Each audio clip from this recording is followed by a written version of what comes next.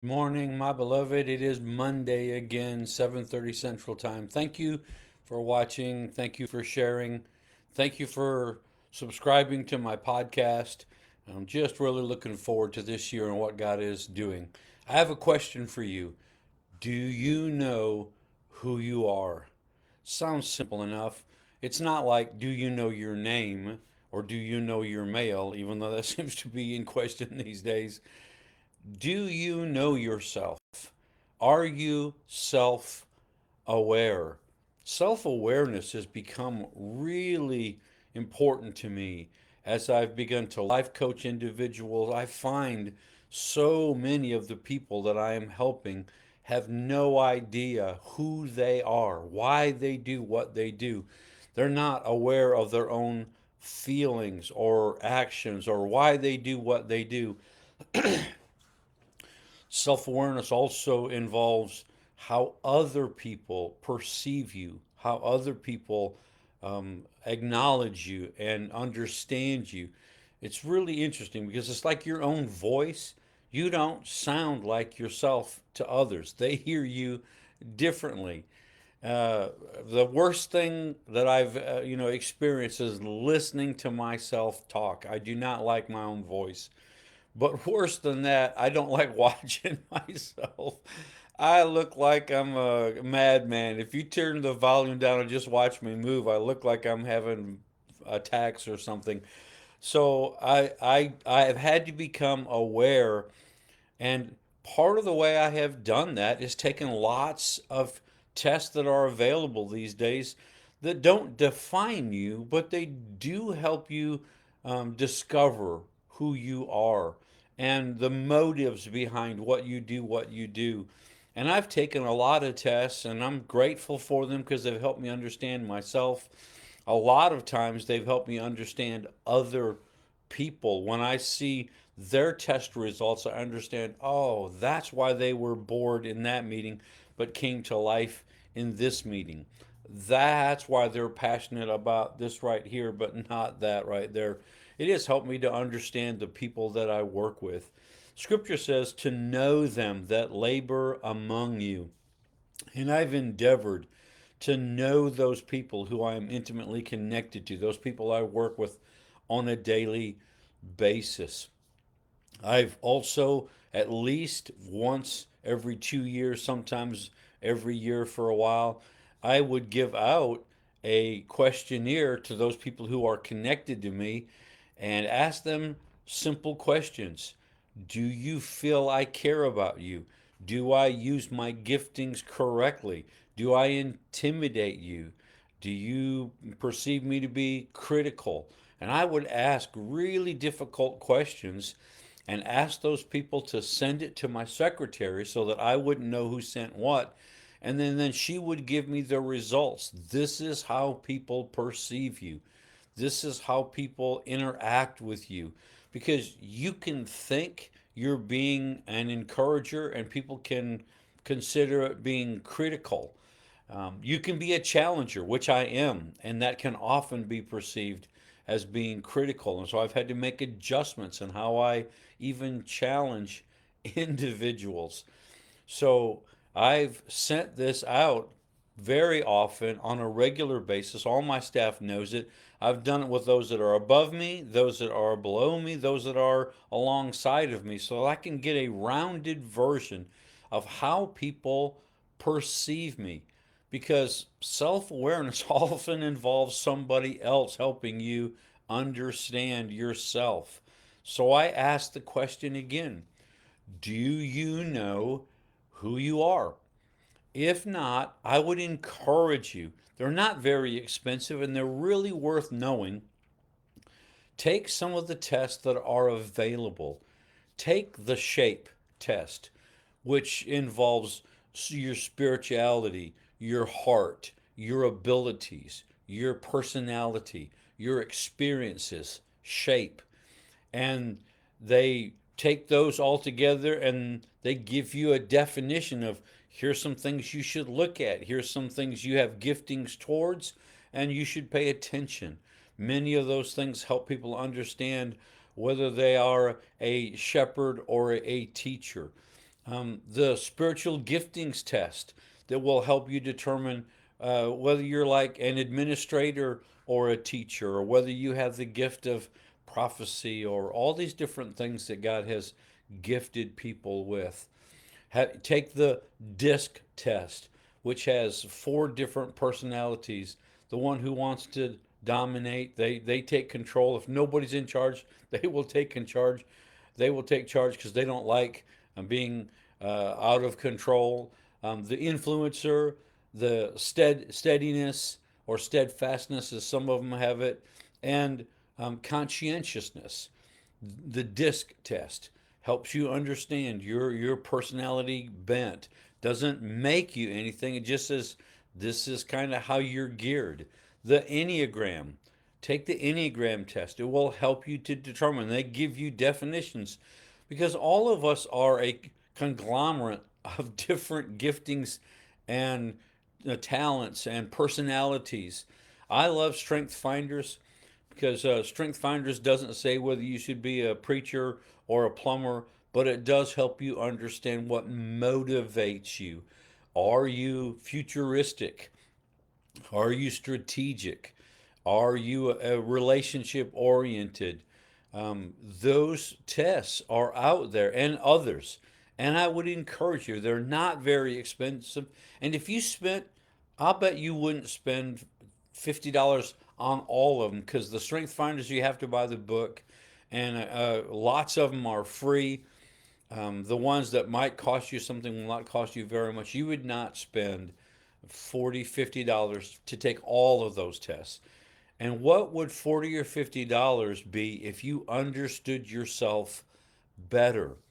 Because, one of the ways the dating programs work is they ask you questions that help you know yourself so that you can know what you need in a mate.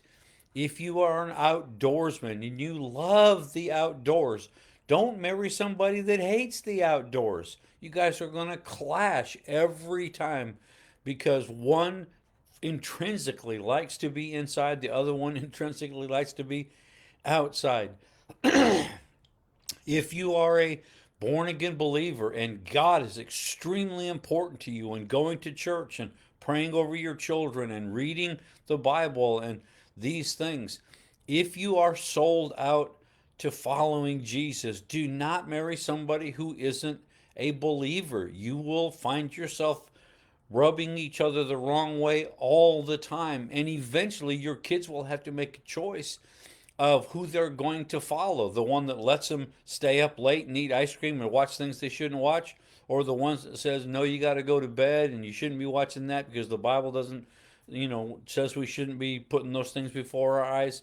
We force our kids, when we make those kind of choices, to pick a side. And so that's very important that you know who you are, that you know what you're about and how you impact people.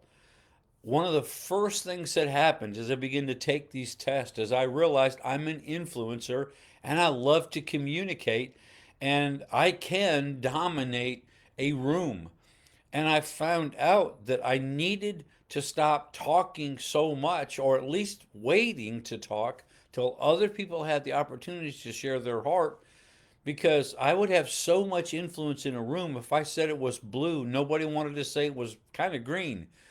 And so we would not get the ideas we needed to go forward. So now when I'm in a room and people are asking questions, what do you think about so and so, this particular system, this person, and giving them this position or whatever, I have found that what I will do is I will go, meaning I've zipped up my lip and thrown away the key. I'm going to be the last person speaking so that we can hear what other people say. Some of the greatest ideas have come because I waited to be the last one to speak. They would not have shared it if I'd have said, we need to go right. They would have not said, I really feel like we need to go left, and here's why. And it was the right idea. They wouldn't have said it if I'd have said something first. So I've often become the last person to speak in a room.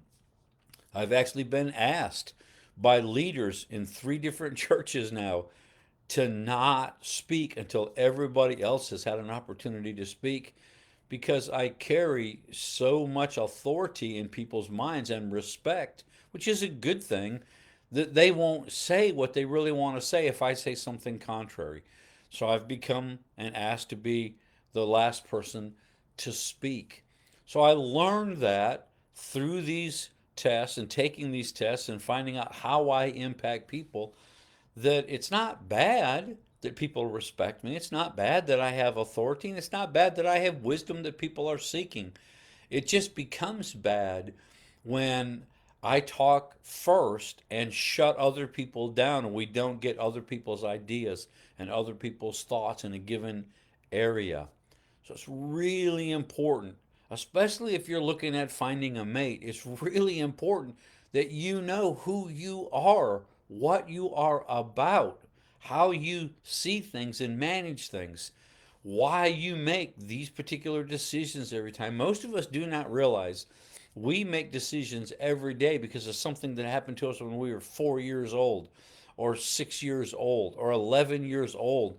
And it takes some real in depth introspection to realize, that's why I don't like such and such.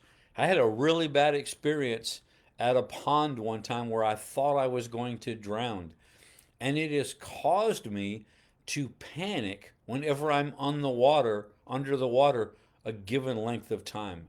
And I've had to learn to breathe differently so that I don't panic when I'm under the water. That came from when I was a very, very young person.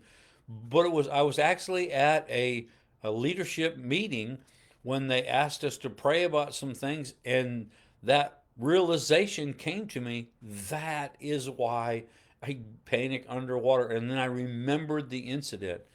You and I need to know why we do what we do, what emotions we have at a given time, and to ask ourselves why. Why do I dislike this particular situation? Why do I really love this situation? Why do I behave this way when this person steps into the room?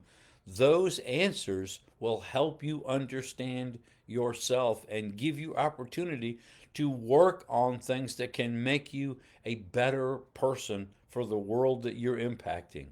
So I ask you again, do you know who you are? If you don't, take these tests, the shape test, the disc test, the spiritual giftings test, the Enneagram, the Strength Finders. Take these tests, gather the information together, and take a look at it. You might even be surprised what you find, that, oh, that really is me. And it will help you understand why you love being in certain meetings and why you don't like being in other meetings. Why you like being around these kind of people, but you don't like being around these kind of people.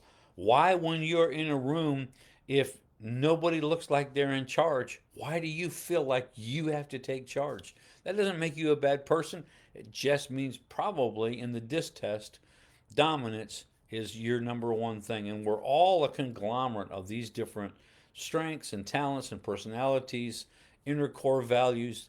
Those things make up who we are.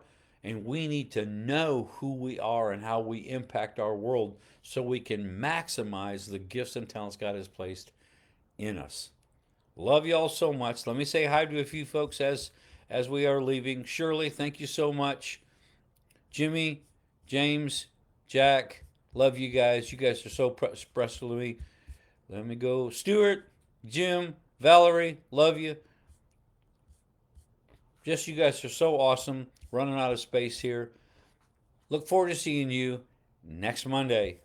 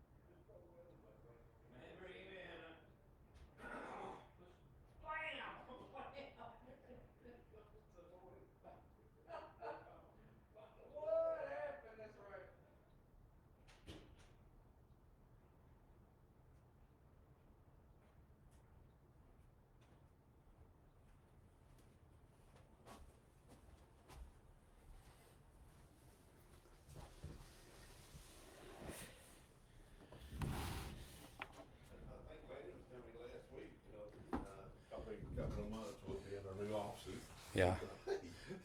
Somebody else's problem. That's right. That'd be fun, just trying to blow out the trash.